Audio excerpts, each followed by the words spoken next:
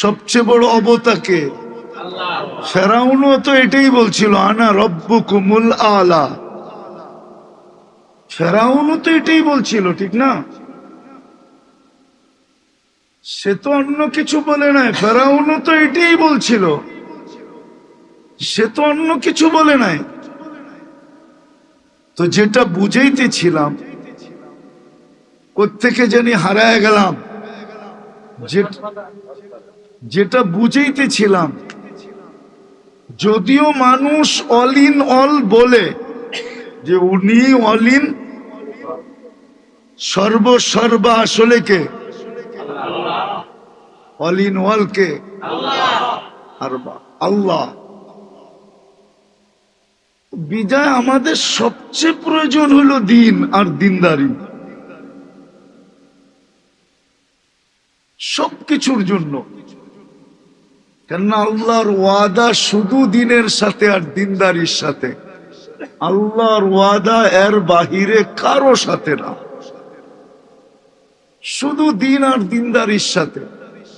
দুনিয়া বলেন আর আখেরাত বলেন, দুনিয়ায়ও যতগুলা ওয়াদা সব দিনদারের সাথে। আমি একটা একটা দেখাই। আনতুমুল আলাউনা, তোমরা সবার উপরে। কখন? ইন কুনতুম মুমিনিন, যখন তোমরা দিনদার হবে। উলাইকা লাহুমুল আমান, নিরাপত্তার চাদর দিয়ে আমি ঢাকা রাখবো কাদেরকে? দিনদারকে। দিনদারকে, দিনদারকে। কোরআনের শব্দ এটাই, ওয়ালাম ইয়ালবিস ঈমানাহুম বিযুলমিন উলাইকা লাহুমুল আমান। ওর জন্য নিরাপত্তা।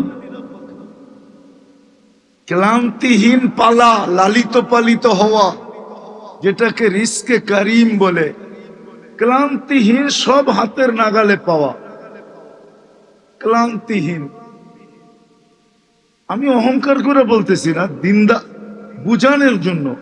এই হুজুরগুলোকে ঘোরেন সারাদিন, দেখেন আপনি টাকা দিয়ে কিনা কয়টা ফল খান, আর এরা টাকা দিয়ে কিনা ছাড়া কয়টা খায় ডেলি? জিজ্ঞেস করেন, জিজ্ঞেস না। এইখানে তো বয়ে রয়েছে, আমারটা বাদেই দিলাম, হুজুর করে জিজ্ঞেস করেন। আপনি টাকা দিয়ে কিনা কয় আইটেম খান, আর উনি টাকা ছাড়া কয় আইটেম খায়? না বাজার করছে না পাকাইছে, জিগান তো আইটেম কম খায়নি? হুজুর গো চেহারা চকচকে এমনি নাকি? আপনি জিজ্ঞেস করেন না। আল্লাহ বলে তোমাকে ক্লান্তি ছাড়া পালবো। রিস্কে কারিম বলে এটাকে, রিস্কে কারিম। এটাও দিনদারির সাথে, দিন আর দিনদারির সাথে।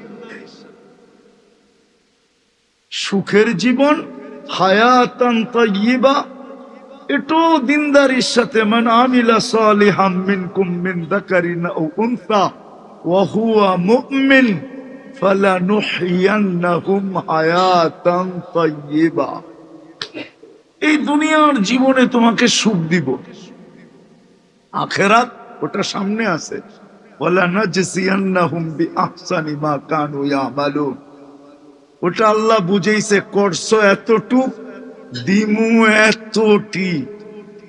মনে হয় বুঝাইতে পারেন নাই। আমার আত্ম একটু ছোট, এই জন্য লম্বা করে বুঝাইতে পারি না। আল্লাহ সামনে বুঝাইছে, দুনিয়ায় করছো এতটুক। একটা উদাহরণ দিমু। আচ্ছা, লাইলাতুল কদর কয় রাত? কয় বৎসরের ইবাদত? 83 বৎসর 4 মাস, ঠিক না? এক রাত কতটুক? কতটুক?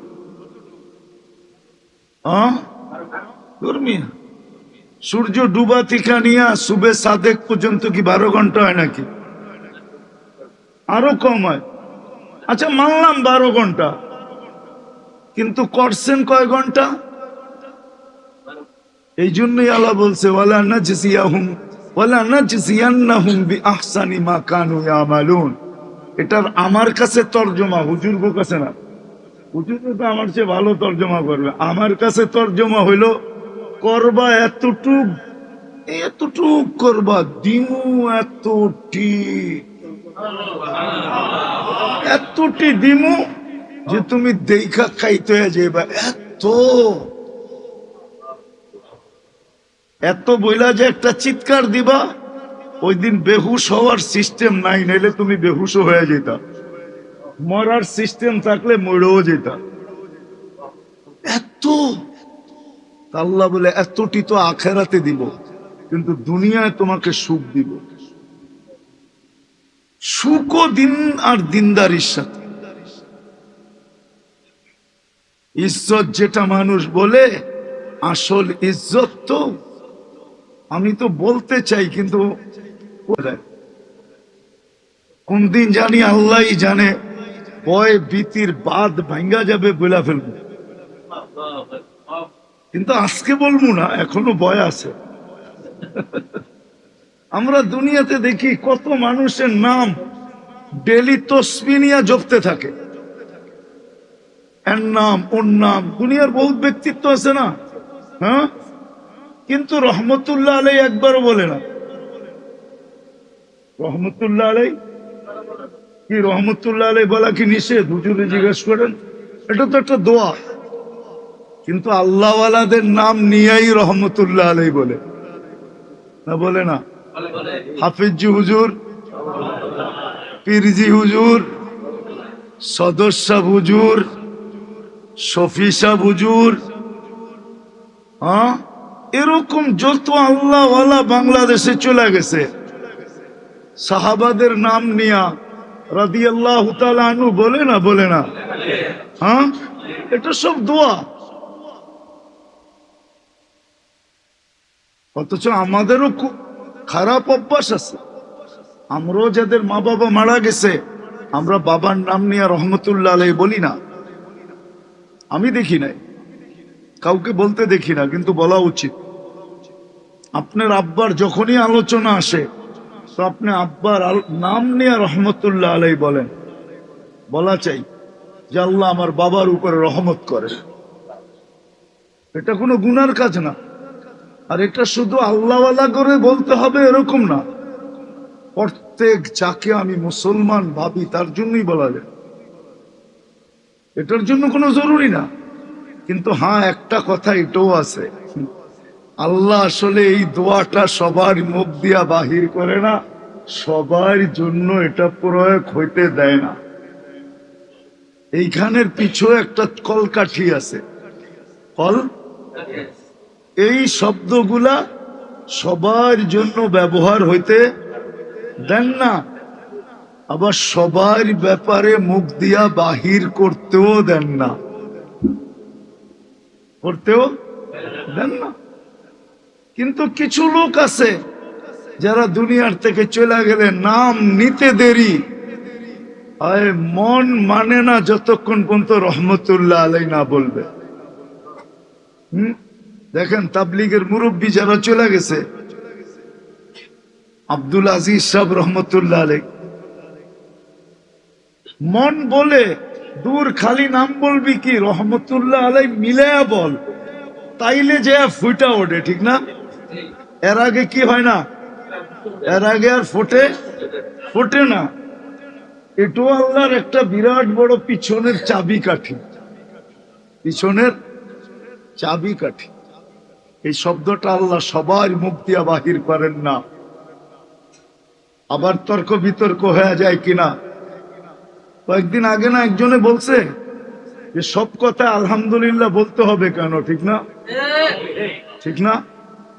আমি তো এটা বলি, আমি বিরোধিতা বলি না, আমি বলি সবার মুখ দিয়া আলহামদুলিল্লাহ বাহির হয় না। তুমি ভাবতেছো আলহামদুলিল্লাহ একটা সাধারণ শব্দ? আলহামদুলিল্লাহ বলতে দেরি সৌরজগতের অর্ধেক জায়গা নেকি দিয়া পুরা হইতে দেরি হয় না। সুবহানাল্লাহ বলতে দেরি সৌরজগতের অর্ধেক জায়গা নেকি দিয়া পুরা হইতে দেরি হয় না। এই শব্দটা বুঝি আল্লাহ সবার মুখ দিয়ে বাহির করে দিবে। আর সুবহানাল্লাহ তো হইল আল্লাহর প্রশংসার ভিতরে উচ্চাঙ্গের যতগুলা প্রশংসা আছে, আল্লাহর ব্যাপারে প্রশংসা করার ব্যাপারে উচ্চাঙ্গের যতগুলা প্রশংসা আছে, ওই প্রশংসার একটা হলো সুবহান আল্লাহ, আলহামদুলিল্লাহ। এটা হলো উচ্চাঙ্গের প্রশংসা। বরং ওলামারা আমার সাথ দিবে না, নাহলে তো আমি জাতিকে ফাটায় ফেলতাম, যুবকদেরকে পাগল বানায় দিতাম, এরা খালি খোঁচাইব দেখা। নাহলে সুবহান আল্লাহ বলতে দেরি। এরকমও ব্যক্তি আছে যখন সুবহান আল্লাহ মনের ভিতর থেকে বলে যে আল্লাহ তুমি পবিত্র, তা আল্লাহ বলে তুই আমাকে পবিত্র বললি, তুই অপবিত্র থাকস তো থাকস কি কইরা, তোর গুনাহ মাফ কইরা তোকে পবিত্র করলাম। ওই শব্দটা আপনার মুখ দিয়ে বেরিয়ে যাবে? এতই সস্তা মনে করছেন? এটা কি দুনিয়ার কোন শব্দ? হ্যাঁ, তাহলে তো আপনি বলবেনই, অসুবিধা নাই বললে। কেন আমি জানি সুবহানাল্লাহ কার মুখ দিয়ে বেরিয়ে, সুবহানাল্লাহর পক্ষ কে নিব এটা আমি জানি। আপনি বিরোধিতা করলে কিছু আসে যায় না, আপনার মুখ দিয়ে সুবহানাল্লাহ বাহির হবে না, আর হইলেও শুদ্ধ হবে না। অনেক সময় আমরা জানাজায় যাইতো, তো অনেক ব্যক্তিত্বকে দেখি জানাজায় বক্তৃতা দেয় না, তো বক্তৃতার শুরুতে তো বলতে হয় অমুক মারা গেছে, ইন্না লিল্লাহি ওয়া ইন্না ইলাইহি রাজিউন। তো উনি যখন ইন্না লিল্লাহ পড়ে, তো ওনার ইন্না লিল্লাহ শুদ্ধতা দেখা আমাদেরকে আবার ইন্না লিল্লাহ ওইখানে দাঁড়ায় 100 বার পড়তে হয়, যে কি ইন্না লিল্লাহ পড়লো মনে হয় বুঝাইতে পারি না।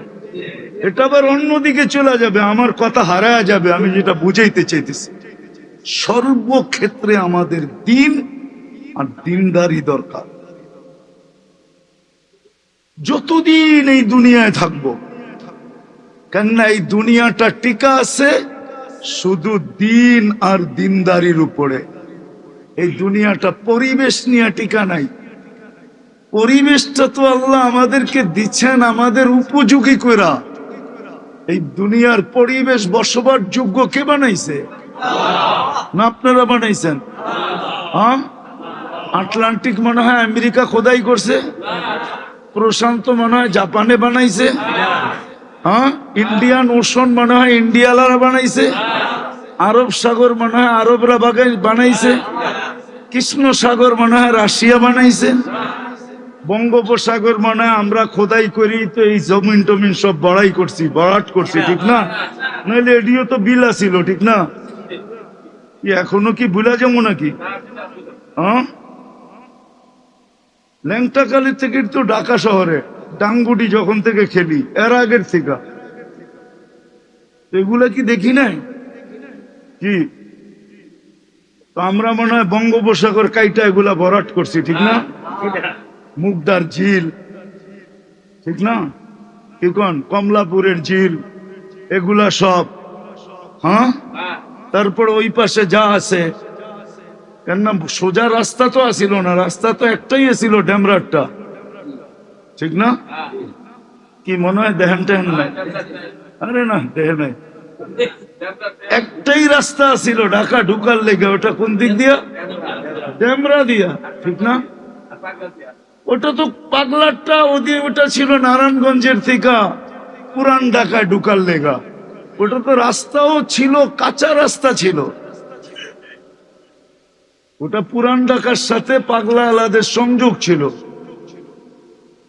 তো যেটা বুঝাইতে চাইতেছি, পরিবেশের যোগ্য আল্লাহ বানাইছেন, ঠিক না? যার কারণে আমরা বসবাস করতে পারতেছি। শুধু এই পরিবেশ, বসবার যোগ্য পরিবেশ দিয়ে দুনিয়া টিকে না।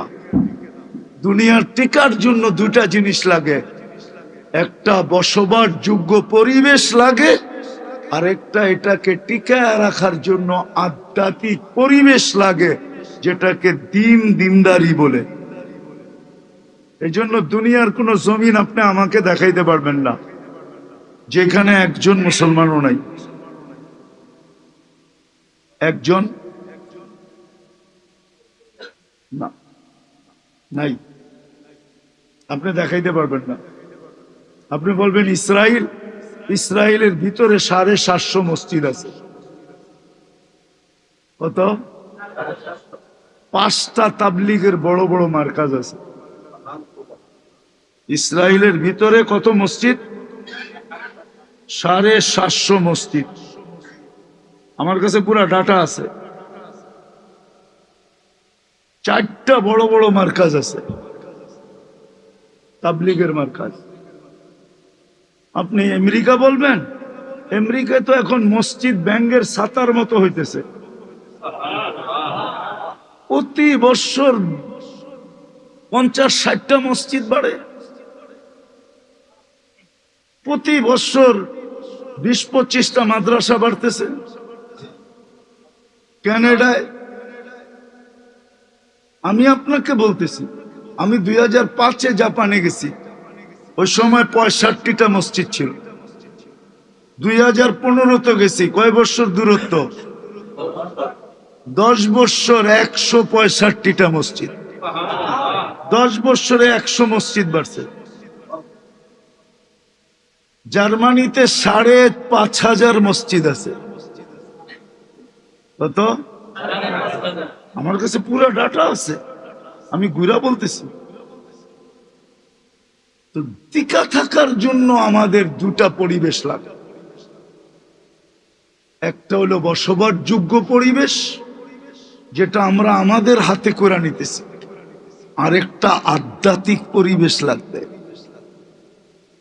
চাই সেটা একজনের হোক, চাই সেটা এরকম। এই জন্যই বললাম যে দুনিয়ায় কোনো দেশ নাই যেখানে একজনও মুসলমান নাই। এটা আল্লাহর বন্টন, আল্লাহর সিস্টেম। আল্লাহ জানে, আল্লাহ জানে, আল্লাহ আল্লাহ জানে। আমরা তো উল্টা রিচার্জ করি, উল্টা। আমাদের রিচার্জ কি? আমাদের রিচার্জ কি? উল্টা, উল্টা। আর দুনিয়া অন্য দেশের রিচার্জ হইল সোজা, উল্টা না। জাপান রিচার্জ করছে, এত ভূমিকম্প কেন? জাপানে আগে খোলা আজান দেওয়া নিষেধ ছিল, এখন জাপানে লাউড স্পিকারে আজান দেওয়া ছেড়ে দিছে। ওরা দেখছে, ওরা রিচার্জ করে পাইছে যে আজান না হওয়ার কারণে ভূমিকম্পের মাত্রা বেড়ে গেছে। এখন আজান খোলা দেয়, ভূমিকম্পের মাত্রা জাপানে কমে গেছে। আগে আমেরিকা তো নিষেধ ছিল, এখন আমেরিকার অধিকাংশ স্টেট আজান দেওয়া 5 ওয়াক্ত আজান দেওয়া বৈধ দিছে। কিন্তু মুসলমান 1 ওয়াক্ত দেয় না, 2 ওয়াক্ত দেয় না, ফজর দেয় না, এশা দেয় না, জোহর আসর মাগরিব দেয়, বাকি 2 ওয়াক্ত ভিতরে দেয়, ছোট করে, বাইরে না।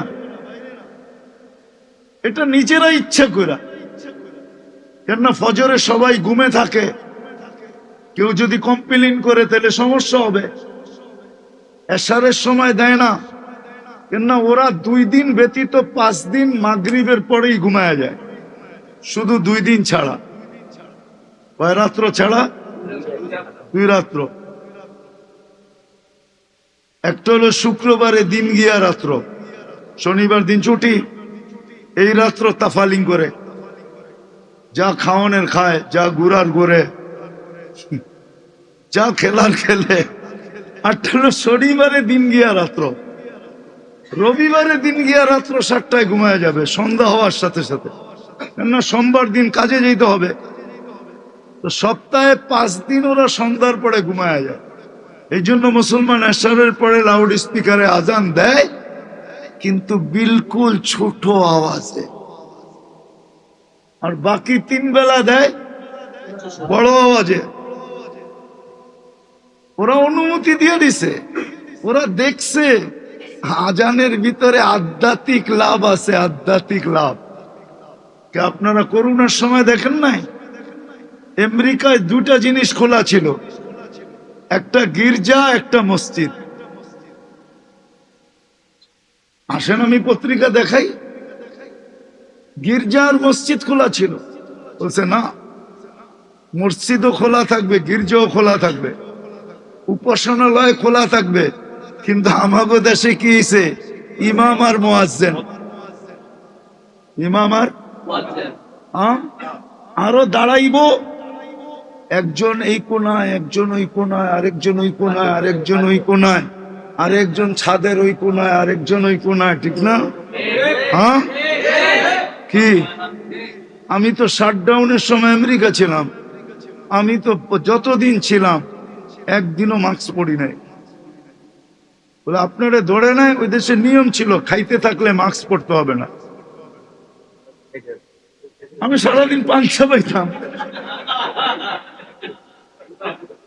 বাহিরে গেলে তো আমার মুখে পান থাকতো, ঠিক না?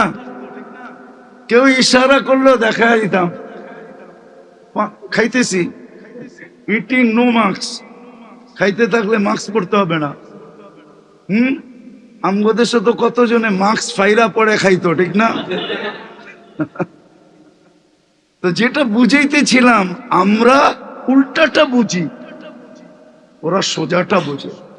তো যেটা বুঝাইতেছিলাম সেই জায়গায় চলে আসছি, কিন্তু যেটা বুঝাইতেছিলাম, আমাদের সবচেয়ে জরুরত হলো দিন আর দিনদারি। কেননা আল্লাহ সমস্ত ওয়াদা দিন আর দিনদারির সাথে। আমাদের সমস্ত প্রয়োজন মিটবে দিন আর দিনদারি দ্বারা, এছাড়া আপনি প্রয়োজন মেটাইতে পারবেন না। যদি পারতেন তাহলে নিজের পিস্তল নিজে মাথায় নিয়ে কেন গুলি করতো? আপনি সব প্রয়োজন মেটাইতে পারবেন দিন দিনদারি ছাড়া। আর দিন দিনদারি যদি থাকে, আল্লাহর ওয়াদা তোমার সমস্ত প্রয়োজন আমরা মেটাবো, সব মিটবে, সব প্রয়োজন মেটাবে। তাইলে কোরআন বলতো না লাহুম রিজকুন কারীম, আমাদের দায়িত্বে মিটবে, সব প্রয়োজন মিটবে। এই জন্য মেরে দোস্ত বুঝেন দিন কতটুক দরকার। পরিবেশ যেরকম বসবাসের জন্য দরকার, এর চেয়ে কোটি গুণ দরকার আধ্যাত্মিক পরিবেশ, যেটাকে দিন বলে, দিনদারি বলে। এই জন্যই নবীরাও চেষ্টা করছেন, যতদিন ছিলেন জান তোর চেষ্টা করছেন। নাইলে আপনি মনে করেন আল্লাহর রসুল 9 কিলোমিটার দৌড়াইছেন, তয়েফ আলারা ওনাকে 9 কিলোমিটার পর্যন্ত দৌড়াইছে। 9 কিলোমিটার তয়েফ আলারা, 6 মাইল, 9 কিলোমিটারের উপরে হয়, ওনাকে দৌড়াইছে। আর উনি ক্ষত অবস্থায় দৌড়াইছেন, শরীর দিয়ে রক্ত ঝরতেছে আর দৌড়াইতেছে, আবার বৈশা পড়তেছেন, আবার উঠাইয়া দৌড়ানোর জন্য যুবকরা বাধ্য করতেছে, আবার দৌড় দিতেছে। দিন এতটুক প্রয়োজন যদি না হইতো, শুধু পরিবেশই যদি যথেষ্ট হইতো, তাহলে নবীরা এত কোরবানি করতেন না, আল্লাহ করাইতেন না, আলেম ওলামারা আপনাদের পিছে এত পড়তেন না, হাত করি বেড়ি কোনোদিন পড়তেন না। আপনি ইতিহাস ঘাটেন না, আপনি জানেন না। আপনি তো মাত্র ফিলিস্তিন দেখতেছেন, দিল্লি 150 মানুষ, 300 মানুষ আপনি দেখতেছেন, এ তো সাধারণ মানুষ। এমনও দিন গেছে, এমনও দিন গেছে, এমনও দিন গেছে, শত শত না হাজার হাজার আলেমকে এই ভারতবর্ষের জমিনে জবো করা হয়েছে, আর প্রত্যেকের কল্লা এক একটা গাছের ভিতরে লটকানো হয়েছে। 15 থেকে 20 মাইল পর্যন্ত, 15 থেকে 20 মাইল পর্যন্ত এরকম লটকানো হয়েছে। তারপরে কেন ছাড়ে নাই? আজকেও কি আমাদেরকে টিটকারি কম করে নাকি মানুষ? না আঙ্গুল কম উঠায়? সুযোগ পাইলে তো রিক্সাওয়ালাও ইমাম সাহেবরে বলে, ঠিক না? দমকায়, ঠিক না? না দমকায় না? কেন? উনি মুসল্লি না মহল্লার, ওনার তো অধিকার আছে ইমাম সাহেবকে দমকানো, ঠিক না? না অধিকার নেই? একদিকে দেখলে তো আছে, ঠিক না? উনি মহল্লার মুসল্লি, ইমাম সাহেব মসজিদের কর্মচারী, ঠিক না? তো কর্মচারী হিসাবে তো রিক্সাওয়ালা ইমাম সাহেবকে দমকাইতে পারে, ঠিক না? নাইলে দমকায় কেন? আপনি বলতেছেন না, কি রিক্সাওয়ালা কি ইমাম সাহেবরে দমকায় না? আবার দমকায় কি বলে? আপনি জানেন না আমি এই এলাকায় থাকি? আপনি জানেন না আমি আপনার মুসল্লি? কি যুবকরাও তো দমকায়, ঠিক না? না দমকায় না? তারপরে কেন সহ্য করে? এটাই বুঝাইতে চাইতেছিলাম যে শুধু পরিবেশ, বসবাসগত পরিবেশ হইলে আমরা বাস করতে পারবো না। বিশেষ করে মুসলমান যতক্ষণ পর্যন্ত আরেকটা পরিবেশ না হবে, সেটা হলো দ্বীনদারির পরিবেশ। আর দ্বীনদারির পরিবেশের জন্য আরো দুইটা পরিবেশ জরুরি। ওই দুইটা পরিবেশ যতক্ষণ পর্যন্ত না হবে, ততক্ষণ পর্যন্ত দ্বীনদারি পরিবেশ হবে না, না, না, না, না। আরো দুটা পরিবেশ লাগবে, আরো দুটা পরিবেশ। একটা হলো মসজিদ মাদ্রাসার পরিবেশ, মসজিদও থাকতে হবে, মাদ্রাসাও। যদি এটা জরুরি না হইতো, তাহলে আল্লাহর রসুল মসজিদে নববী বানায়া আসহাবে সুপ্পার জায়গা কোনোদিন বানাইতেন না। উনি বলতেন আল্লাহর ঘর আল্লাহর ঘরই থাকবে, তোমরা যেখানে যাওয়ার ওইখানে যাও, আমার কাছ থেকে শিখতে হয় সময় সময় আইসো, ঠিক না? কিন্তু আসহাবে সুফা কোথায়? কোথায়? মসজিদে নববীর ভিতরে। আপনি খোঁজেন নাই দেখা নাই বলতেছেন, এখনো আছে। উমরাওয়ালারা গেলে, হাজিরা গেলে, এটা আল্লাহর রসুলের পায়ের দিকে এখনো ওই জায়গা চিহ্নিত আছে। হ্যাঁ, আপনাকে জায়গা বানায় বইতেইব, নাইলে আপনি পাইবেন না। যা দেখবেন কেউ না কেউ বসেই আছে জায়গা নিয়ে। তাহলে আল্লাহর রসুল আসহাবে সুফার জায়গা বানাইতেন না। প্রথম পরিবেশ হলো মসজিদ মাদ্রাসার পরিবেশ, এটা লাগবে। শুধু বসবাসের পরিবেশ হইলে হবে না, বসবাসের পরিবেশ হইলে হবে না, রব্বে কাবার কসম হবে না। আপনি আমাকে বুঝাইতে হবে না, যুক্তি দিয়া না, তর্ক দিয়া না, কেন আমি তো ঘুরা দেখা আসছি, আমি ঘুরা দেখছি। মসজিদ মাদ্রাসার পরিবেশ লাগবে। আর একটা হলো আলেম ওলামা আল্লাহওয়ালাদের পরিবেশ লাগবে। যখন এই দুটা পরিবেশ হবে, তখন মানুষ ওইখানে দ্বীনের পরিবেশ দাঁড়াবে, ওইখানে দ্বীনের পরিবেশ দাঁড়াবে। আপনারা মনে হয় চিনেন কি চিনেন না জানি না, কামরাঙ্গীর চোর চিনেন? হ্যাঁ, আদিকালে কেউ কামরাঙ্গীর চোর দেখছেন? কত আগে দেখছেন? 82-83, তাহলে কিছু দেখছেন আপনি, আলহামদুলিল্লাহ পাইছি একজন। আমি 76-এর কথা বলতেছি। হাফেজ হুজুর যাওয়ার আগে কামরাঙ্গীর চোর কিচ্ছু ছিল না, কিচ্ছু না। কয়টা বাড়ি ছিল আমি গয়না বলতে পারবো। ওটাও একটা ইউনিয়ন ছিল, দুইটা ইউনিয়ন দুই মাথায়। আর আমি ওইখানে মাতবর সিস্টেম ছিল, চেয়ারম্যান ছিল না, মাতবরই ছিল। দুই মাথায় দুই মাতবর ছিল।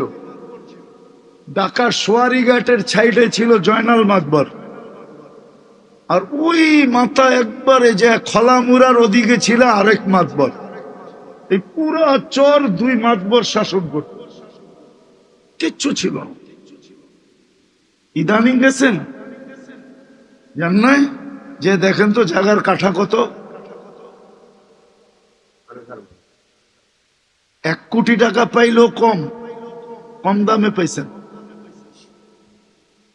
তো কামরাঙ্গীর চরের মাদ্রাসা যখন হয়, হাফিজি হুজুর যখন যায়, তখন সবচেয়ে বড় অবতাকে ফেরাউনও তো এটাই বলছিল, আনা রব্বুকুমুল আলা।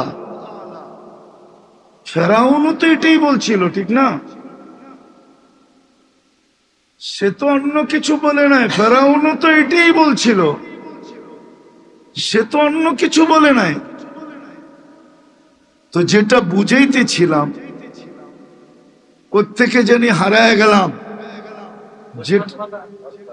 যেটা বুঝাইতেছিলাম, যদিও মানুষ অল ইন অল বলে যে উনি অল ইন সর্বসর্বা, আসলে কে? অল ইন অল কে? আল্লাহ। বিজয় আমাদের সবচেয়ে প্রয়োজন হলো দিন আর দিনদারি, সবকিছুর জন্য। কেননা আল্লাহর ওয়াদা শুধু দিনের সাথে আর দিনদারির সাথে, আল্লাহর ওয়াদা এর বাহিরে কারো সাথে না, শুধু দিন আর দিনদারির সাথে। দুনিয়া বলেন আর আখেরাত বলেন, দুনিয়ায়ও যতগুলা ওয়াদা সব দিনদারের সাথে। আমি একটা দেখাই, আনতুমুল আলাউনা, তোমরা সবার উপরে কখন? ইন কুনতুম মুমিনিন, যখন তোমরা দিনদার হবে। উলাইকা লাহুমুল আমান, নিরাপত্তার চাদর দিয়ে আমি ঢাকা রাখবো কাদেরকে? দিনদারকে। দিনদারকে, দিনদারকে। কোরআনের শব্দ এটাই, ওয়ালাম ইয়ালবিস ঈমানাহুম বিযুলমিন উলাইকা লাহুমুল আমান। ওর জন্য নিরাপত্তা। ক্লান্তিহীন পালা, লালিত পালিত হওয়া, যেটাকে রিস্কে কারিম বলে। ক্লান্তিহীন, সব হাতের নাগালে পাওয়া, ক্লান্তিহীন। আমি অহংকার করে বলতেছি না, দিনদার বুঝানোর জন্য। এই হুজুরগুলোকে ঘোরেন সারাদিন, দেখেন আপনি টাকা দিয়ে কিনা কয়টা ফল খান, আর এরা টাকা দিয়ে কিনা ছাড়া কয়টা খায় ডেলি? জিজ্ঞেস করেন, জিজ্ঞান না। এখানে তো বয়ে রয়েছে, আমারটা বাদেই দিলাম, হুজুর করে জিজ্ঞেস করেন, আপনি টাকা দিয়ে কিনা কয় আইটেম খান, আর উনি টাকা ছাড়া কয় আইটেম খায়? না বাজার করছে না পাকাইছে, জিগান তো আইটেম কম খায়নি? হুজুর গো চেহারা চকচক এমনি নাকি? আপনি জিজ্ঞেস করেন না। আল্লাহ বলে তোমাকে ক্লান্তি ছাড়া পালবো। রিস্কে কারিম বলে এটাকে, রিস্কে কারিম। এটাও দিনদারির সাথে, দিন আর দিনদারির সাথে। সুখের জীবন, হায়াতান তাইয়্যিবা, এটাও দিনদারির সাথে। মান আমিলা সালিহাম মিনকুম মিন যাকারিন আও উনসা ওয়া হুয়া মুমিন ফালানুহইয়ান্নাহুম হায়াতান তাইয়্যিবা। এই দুনিয়ার জীবনে তোমাকে সুখ দিব, আখিরাত ওটা সামনে আছে। ওয়ালা নাজসিয়ান্নাহুম বিআহসানি মা কানু ইয়ামালুন, ওটা আল্লাহ বুঝাইছে, করছো এতটুক দিমু এতটি। মনে হয় বুঝাইতে পারেন নাই। আমার আত্ম একটু ছোট, এই জন্য লম্বা করে বুঝাইতে পারি না। আল্লাহ সামনে বুঝাইছে, দুনিয়ায় করছো এতটুক। একটা উদাহরণ দিমু। আচ্ছা, লাইলাতুল কদর কয় রাত? কয় বৎসরের ইবাদত? 83 বৎসর 4 মাস, ঠিক না? এক রাত কতটুক? কতটুক?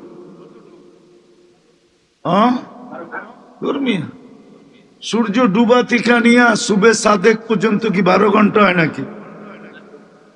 আরো কম হয়। আচ্ছা মানলাম 12 ঘন্টা, কিন্তু করছেন কয় ঘন্টা? এই জন্যই আল্লাহ বলছে ওয়ালা নাজজিয়ান্নাহুম বিআহসানি মা কানু ইয়ামালুন। এটার আমার কাছে তরজমা, হুজুর কাছে না। হুজুর তো আমার চেয়ে ভালো তরজমা করবে। আমার কাছে তরজমা হইলো করবা এতটুক, এতটুক করবা, দিমু এতটি, এতটি দিমু যে তুমি দেখা খাইতে যাইবা। এত এত বইলা যে একটা চিৎকার দিবা, ওই দিন বেহুশ হওয়ার সিস্টেম নাই, নাইলে তুমি বেহুশও হয়ে যেতা।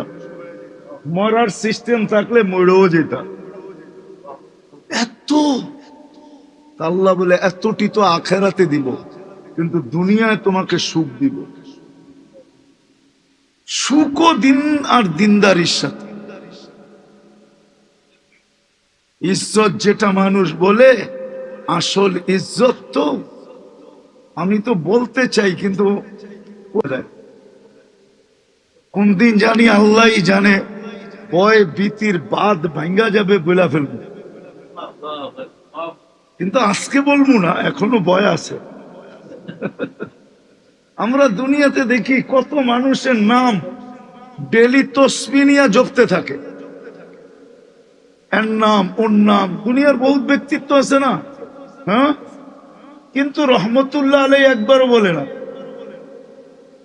রহমতুল্লাহ আলাই কি, রহমতুল্লাহ আলাই বলা কি নিষেধ? হুজুরে জিজ্ঞেস করেন, এটা তো একটা দোয়া।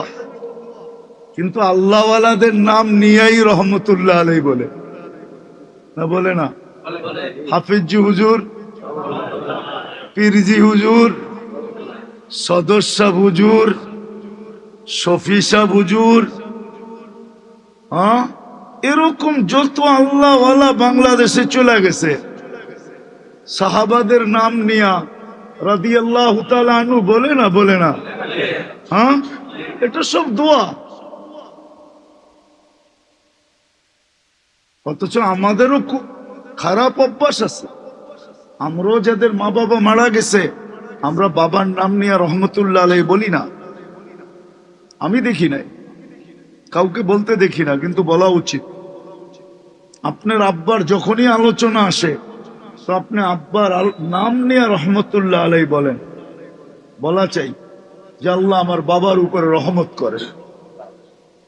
এটা কোনো গুনার কাজ না। আর এটা শুধু আল্লাহওয়ালা করে বলতে হবে এরকম না, প্রত্যেক যাকে আমি মুসলমান ভাবি তার জন্যই বলা যায়।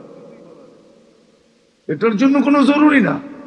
কিন্তু হ্যাঁ, একটা কথা এটাও আছে, আল্লাহ আসলে এই দোয়াটা সবার মুখ দিয়া বাহির করে না, সবার জন্য এটা প্রয়োগ হইতে দেয় না।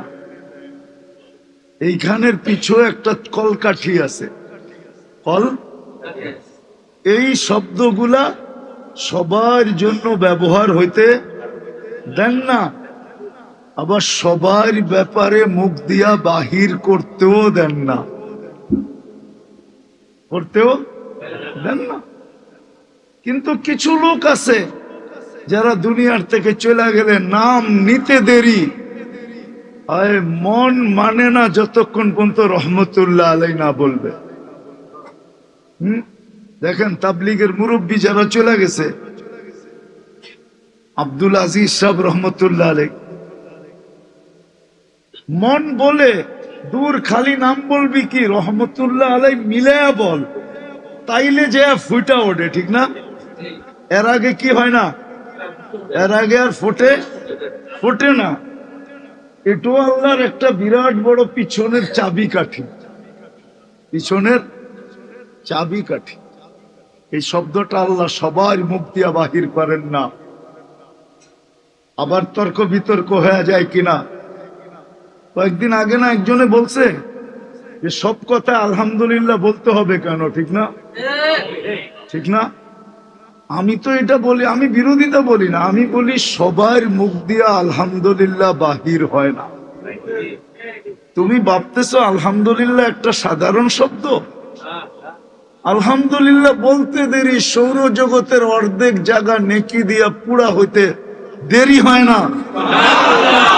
সুবহানাল্লাহ বলতে দেরি সৌরজগতের অর্ধেক জায়গা নেকি দিয়া পুরা হইতে দেরি হয় না। এই শব্দটা বুঝি আল্লাহ সবার মুখ দিয়ে বাহির করে দিবে।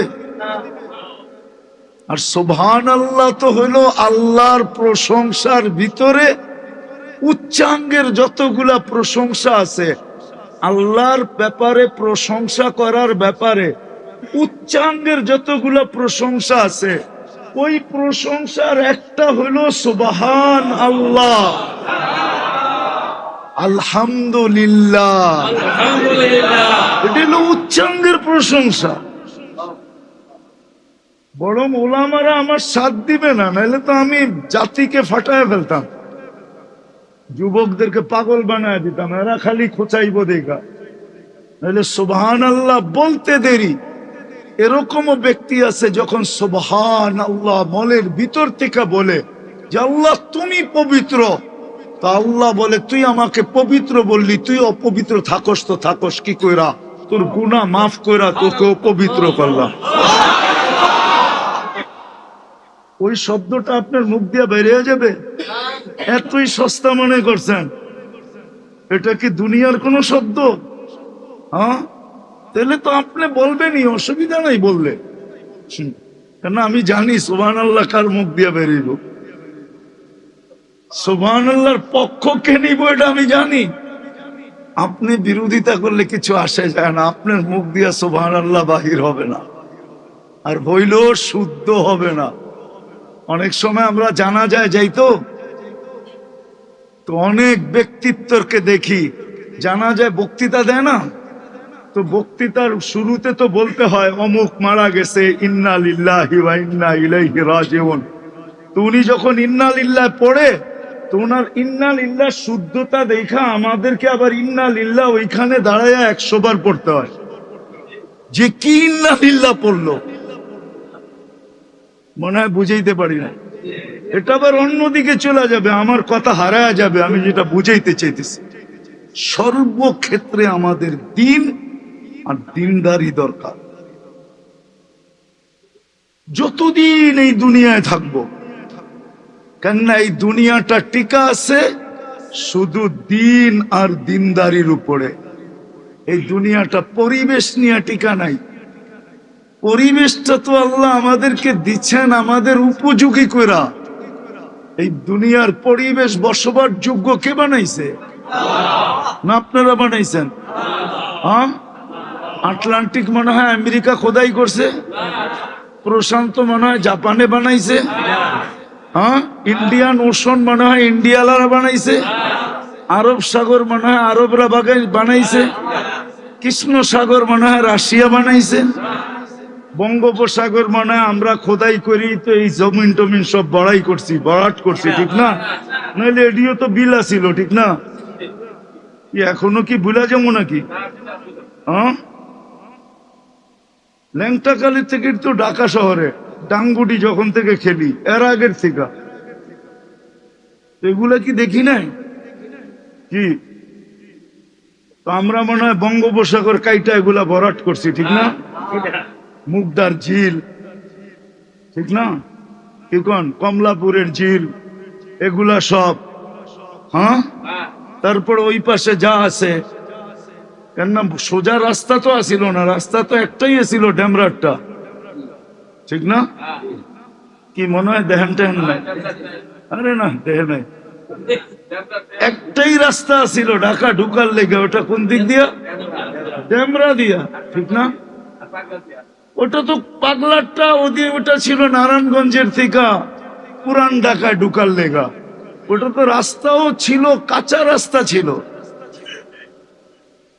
ওটা পুরান ঢাকার সাথে পাগলা আলাদের সংযোগ ছিল। তো যেটা বুঝাইতে চাইতেছি, পরিবেশের যোগ্য আল্লাহ বানাইছেন, ঠিক না? যার কারণে আমরা বসবাস করতে পারতেছি। শুধু এই পরিবেশ, বসবার যোগ্য পরিবেশ দিয়ে দুনিয়া টিকে না। দুনিয়ার টিকার জন্য দুটা জিনিস লাগে, একটা বসবার যোগ্য পরিবেশ লাগে, আর একটা এটাকে টিকায় রাখার জন্য আধ্যাত্মিক পরিবেশ লাগে, যেটাকে দিনদারি বলে। এই জন্য দুনিয়ার কোন জমিন আপনি আমাকে দেখাইতে পারবেন না যেখানে একজন মুসলমানও নাই। একজন না, নাই, আপনি দেখাইতে পারবেন না। আপনি বলবেন ইসরায়েল, ইসরায়েলের ভিতরে 750 মসজিদ আছে। কত? 5টা তাবলীগের বড় বড় মার্কাজ আছে। ইসরায়েলের ভিতরে কত মসজিদ? 750 মসজিদ। আমার কাছে পুরো ডাটা আছে। 4টা বড় বড় মার্কাজ আছে, তাবলীগের মার্কাজ। আপনি আমেরিকা বলবেন, আমেরিকায় তো এখন মসজিদ ব্যাঙ্গের ছাতার মতো হইতেছে। প্রতি বছর 50-60টা মসজিদ বাড়ে, প্রতি বছর 20-25টা মাদ্রাসা বাড়তেছে। কানাডায়, আমি আপনাকে বলতেছি, আমি 2005-এ জাপানে গেছি, ওই সময় 65টা মসজিদ ছিল। 2015-তে গেছি, কয় বছর দূরত্ব? 10 বছর 165টা মসজিদ। 10 বছরে 100 মসজিদ বাড়ছে। জার্মানিতে 5,500 মসজিদ আছে। কত? আমার কাছে পুরো ডাটা আছে, আমি ঘুরা বলতেছি। তো টিকা থাকার জন্য আমাদের 2টা পরিবেশ লাগে। একটা হলো বসবাস যোগ্য পরিবেশ, যেটা আমরা আমাদের হাতে করে নিতেছি। আরেকটা আধ্যাত্মিক পরিবেশ লাগবে,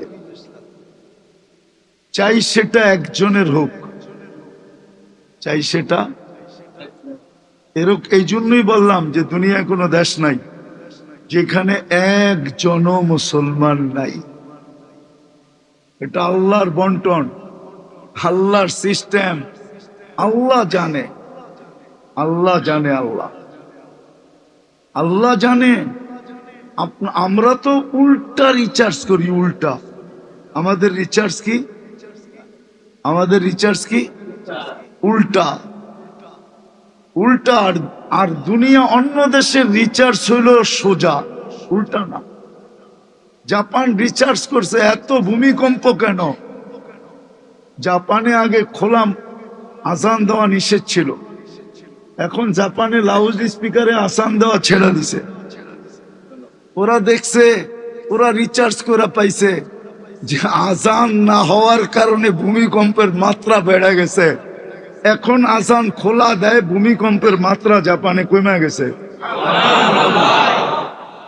আগে আমেরিকা তো নিষেধ ছিল, এখন আমেরিকার অধিকাংশ স্টেট আজান দেওয়া 5 ওয়াক্ত আজান দেওয়া বৈধ দিছে। কিন্তু মুসলমান 1 ওয়াক্ত দেয় না, 2 ওয়াক্ত দেয় না, ফজর দেয় না, এশা দেয় না, জোহর আসর মাগরিব দেয়, বাকি 2 ওয়াক্ত ভিতরে দেয়, ছোট করে, বাইরে না। এটা নিজেরা ইচ্ছা করে। কেননা ফজরে সবাই ঘুমে থাকে, কেউ যদি কমপ্লেইন করে তাহলে সমস্যা হবে। এশারের সময় দেয় না, কেননা ওরা 2 দিন ব্যতীত 5 দিন মাগরিবের পরেই ঘুমায় যায়, শুধু 2 দিন ছাড়া। কয় রাত্র ছাড়া? 2 রাত্র। একটা হলো শুক্রবারে দিন গিয়া রাত্র, শনিবার দিন ছুটি, এই রাত্র তাফালিং করে, যা খাওয়ানের খায়, যা ঘুরার ঘুরে, যা খেলার খেলে।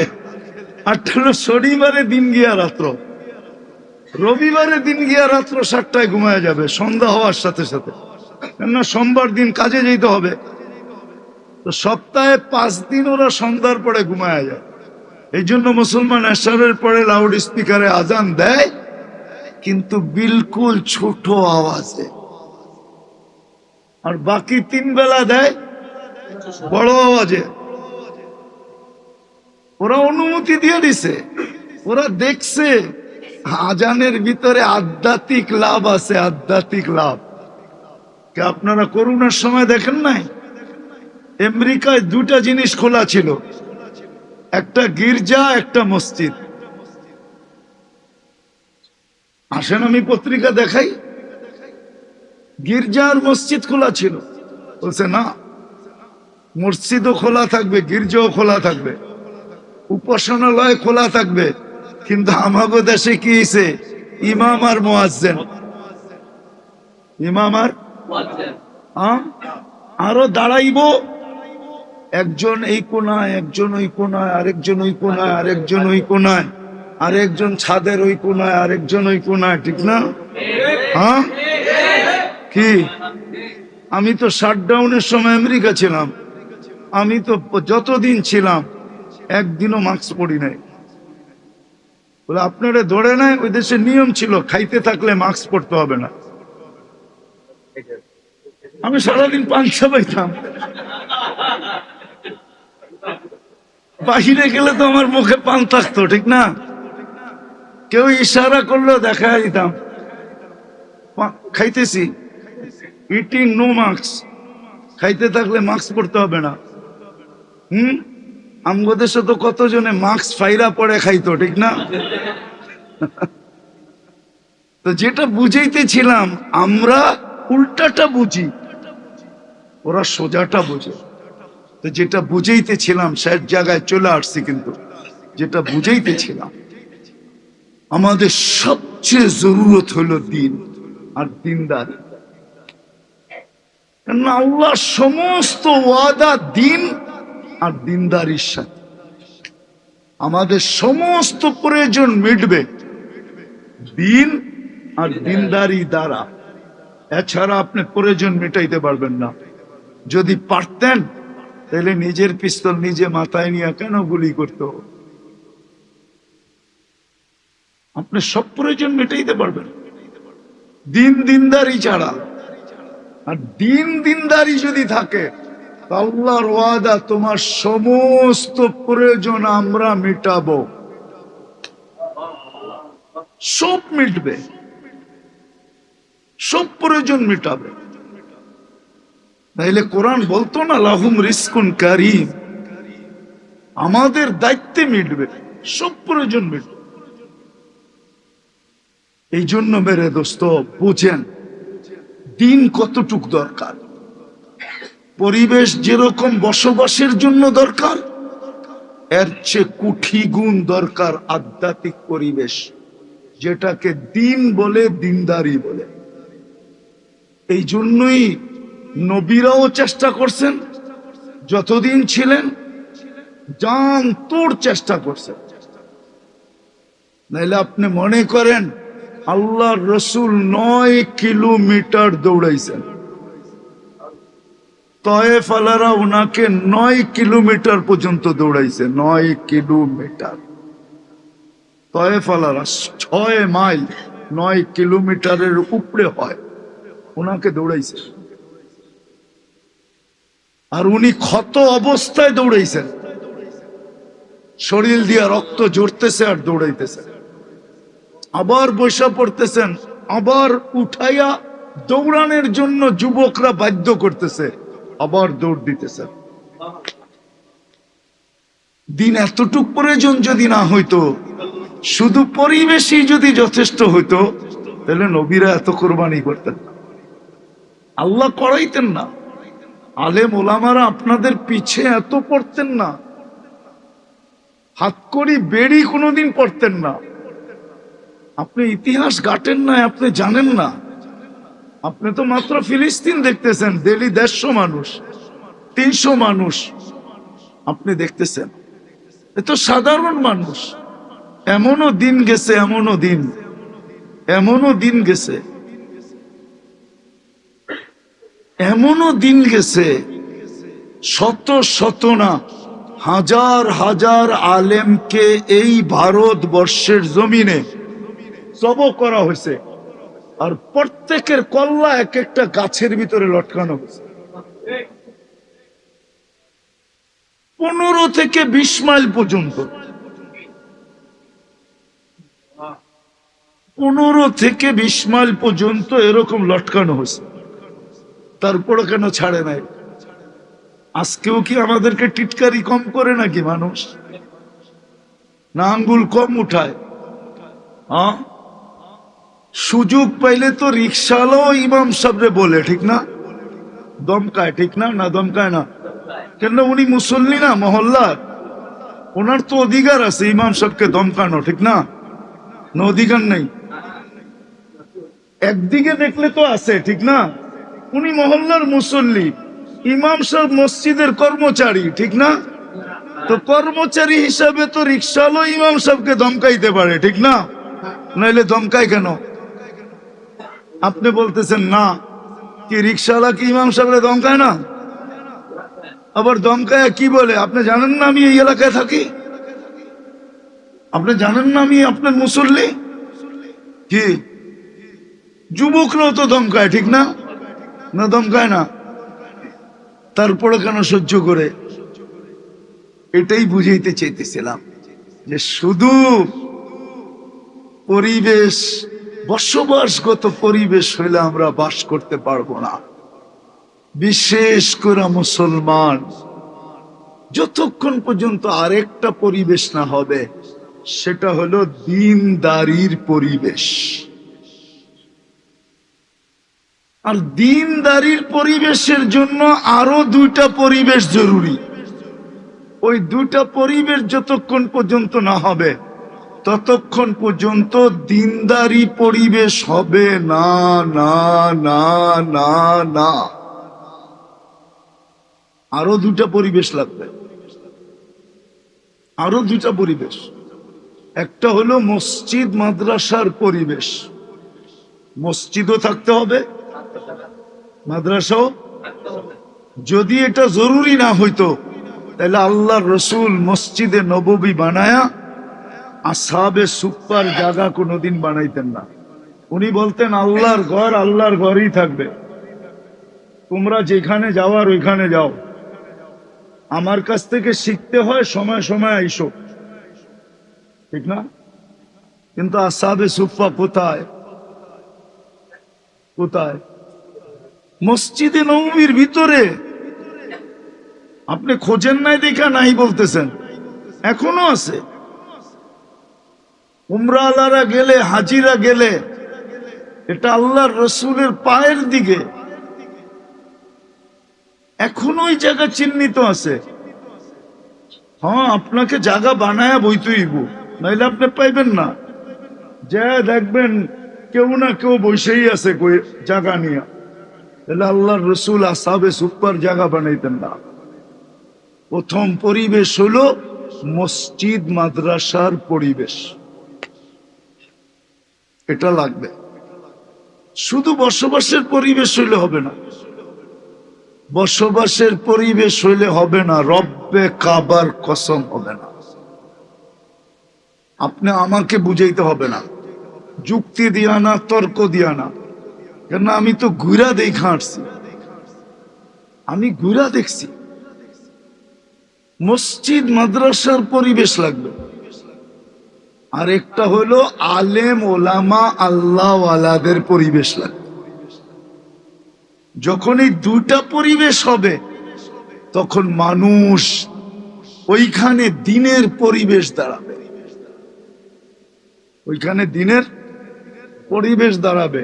আপনারা মনে হয় চিনেন কি চিনেন না জানি না, কামরাঙ্গীর চর চিনেন?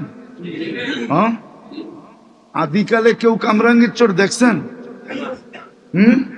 কত আগে দেখছেন? 82-83, তাইলে কিছু দেখছেন আপনি। আলহামদুলিল্লাহ, পাইছি একজন। আমি 76-এর কথা বলতেছি। হাফেজ জুজুর যাওয়ার আগে কামরাঙ্গীর চর কিচ্ছু ছিল না, কিচ্ছু না। কয়টা বাড়ি ছিল আমি গয়না বলতে পারবো। ওটাও একটা ইউনিয়ন ছিল, দুইটা ইউনিয়ন দুই মাথায়।